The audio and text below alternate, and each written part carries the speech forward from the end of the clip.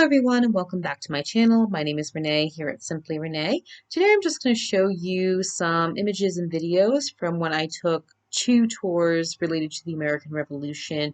One was a historic walking tour in Providence, whereas the other was a bus tour of East Providence. So to start with the Providence one, I began at the John Brown House Museum, and this is owned and operated by the Rhode Island Historical Society, and John Brown was involved in the Revolutionary War. This is just showing an image of the street just outside of the house, and it's more about us looking and walking around the physical space, understanding the history of the entire war as it relates to Rhode Island, because we were very heavily involved in it in our own way, just being rebels and rousers and such, and really fighting for independence too. This is an image of the General Ambrose Sabins House. He was more of a Civil War general, but it was an interesting house nonetheless. This is the parking lot where the site of a tavern was that was a meeting place for those who met and organized the burning of the Gaspee, which was a British ship in 1772. They burned the ship and attacked it, and it was more of a protest against all these rising taxes that the British were imposing on the Americans here. And this was just our little lone protest a year before the Boston Tea Party. I'll leave some links in the description as well. Two houses that predate the American Revolution. This is the house from Google Images that I got, but the other one is more of a side view down the street of Stephen Hopkins House, where he was one of the signers of the Declaration of Independence. We have two Rhode Islanders that were signers, Stephen Hopkins and William Ellery, who was in Newport.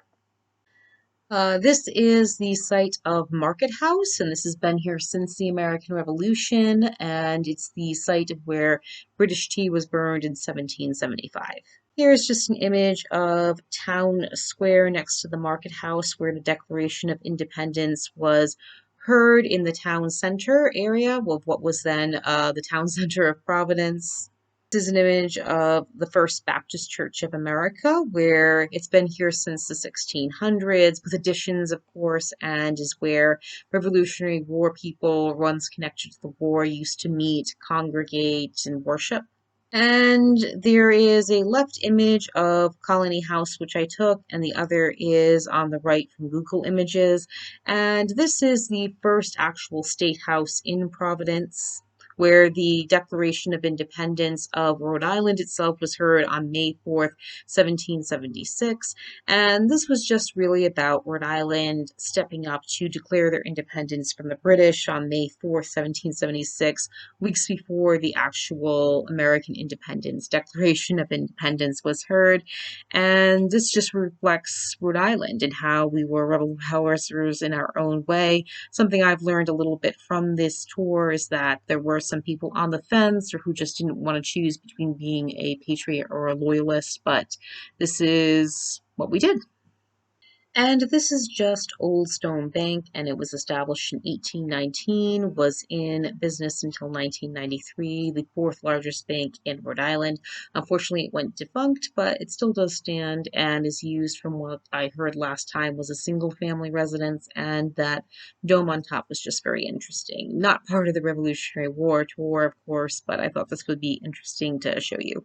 The bus tour in East Providence to see some historic houses that are related to the Revolutionary War is one that I didn't take a lot of pictures of just because it was a bus tour, and also we were on side streets, and some of these houses have now become either museums, businesses, or private residences. So I'm just going to show you some images that I've gotten from online or got from later.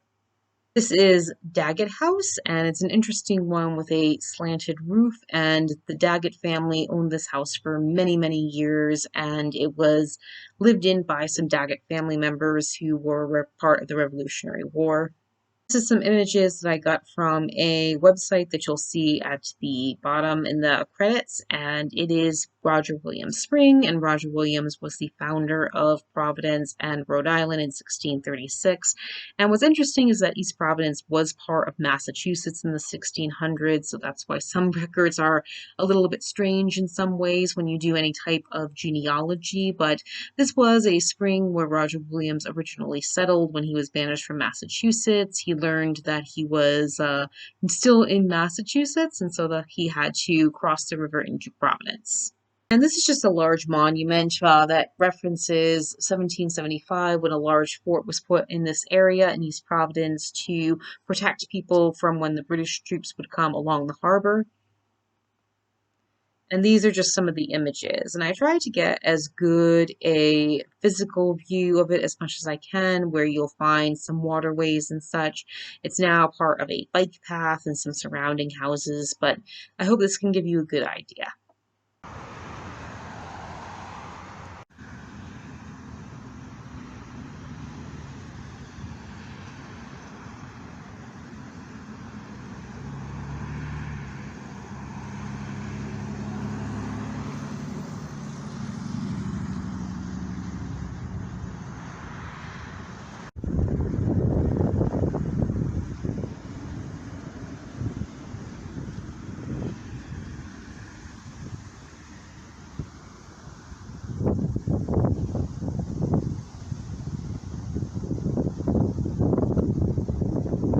In. I really enjoyed these tours. It was nice to learn more about the Revolutionary War, not just in Providence, but also in East Providence, where I grew up. I no longer live there, of course, but it was nice to be able to do. And since the two cities were just 15 minutes from each other, if you just go over the highway, it was a very good one, and I really enjoyed it. But I'll leave some links in the description if you're interested in reading more on Revolutionary War history. And I thank you so much for tuning in.